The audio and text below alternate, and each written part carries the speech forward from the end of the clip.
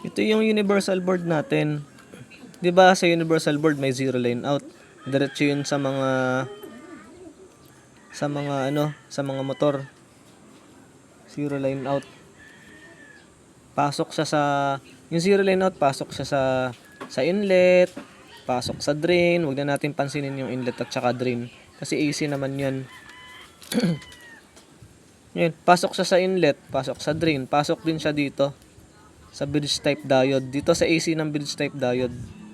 Zero line out, pasok sa AC ng bridge type diode.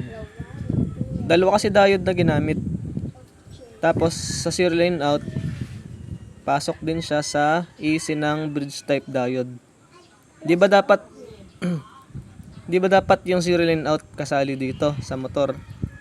Wash motor, inlet valve motor, drain pump motor. Hindi na natin sinali yung zero line out sa motor kasi DC nga, hindi mo pwedeng ilagay yung zero line out mo sa DC. So ang zero line out mo lang, pumunta lang doon. Ito universal board to ng non-inverter. Zero line out mo, pumunta sa inlet, pumunta sa drain, pumunta dito sa AC ng bridge type diode at pumunta sa AC ng bridge type diode. Ngayon yung motor mo, ito yung clockwise, ito yung reverse. Positive pareho yun, ito yung reverse. Oh. Ito, clockwise. Game na. Zero line out, pasok dito sa bridge type diode. Dito sa AC. Alin man dyan, pwede dito, pwede doon. Basta AC, pareho lang naman yung AC itong dalawa. Game, pasok siya sa AC. Ito, pasok sa AC. Ilalagay mo yan. Yung bridge type diode mo yung mataas na amperahe. Tapos, lalagyan mo ng heatsink yan. Tapos yan, pag switch ng motor, ito yung motor na socket. Let's say yan, ang mauuna yata ay counterclockwise. AC yan na, AC ang out niya, galing dito sa zero line out. AC yan, pupunta AC, papasok mo siya sa isang bridge type diode. O, di buo na yung bridge type diode mo, dalawa na AC pumasok. From live na AC, papuntang bridge type diode at yung out niya ng triac, switch ng triac mo, papuntang bridge type diode.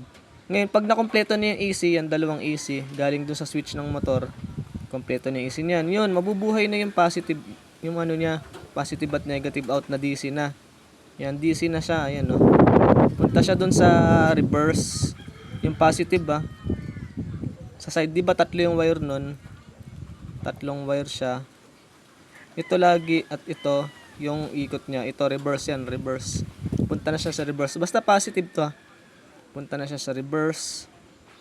Tapos mamamatay na yan. Pag namatay na yan, wala na to. Walang supply yan. Hindi ka sasabog dyan. Ito na ang kasunod na magkakasupply. Papasok naman siya sa AC nito. Magiging DC na ulit to. Itong bridge type diode mo. Yung positive niya dito naman sa clockwise, yung negative niya dito sa pareho negative nila, ayun negative. Ito negative niya punta doon sa gitna. 'Di ba sa motor ground yung gitna sa AC? Ito ay line 1 at line 2 sa AC ng motor. Pero dahil nga DC yung motor mo, ito yung negative lagi dito. Yung line 1 niya, yung common niya, tawagin na lang natin itong common. Negative lagi yung common niya. Tingnan mo yung bridge type diode dito, negative din yung common niya. Pareho silang negative ang common. Tapos yung positive nan, ito galing sa bridge type diode yung positive niya. Reverse yun. At ito naman yung clockwise niya, galing pa rin sa positive ng bridge type diode. Ayan, no? Kaya every time na magsiswitch siya dito, ito naman ang nagkaroon ng supply, magkakaroon niya ng positive to. Magkakaroon siya ng positive at magkakaroon ng negative. Mabubuo niya yung positive na negative na common at positive. Iikot siya, reverse. Ito naman magbibigay. Papasok naman siya doon sa AC nun. Mabubuhay na uli yung DC nito. Yan. Mabubuhay yung kanyang negative sa common na negative. Yung positive niya mabubuhay. Iikot naman siya ng clockwise. Ganyan lang ginawa ko. Salitan tong dalawa, nagiging siyang DC. Every time na magsiswitch dito, mabubuhay yung DC niya. Every time si-switch doon, mabubuhay yung DC niya. Ganun mangyayari. Kaya lang, since na ano yan, na ang bigay niya ay automatic na 220 volts, yung motor nating DC na ano, mabilis agad iikot kada ikot.